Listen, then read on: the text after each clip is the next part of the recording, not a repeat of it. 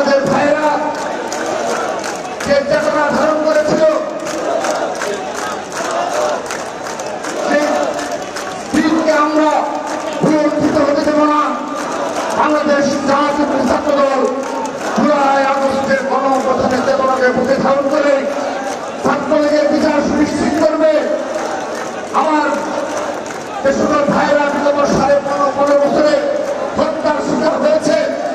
তাদের খুনের বদলা নেবে, খুনের বিচার সুনিশ্চিত করবে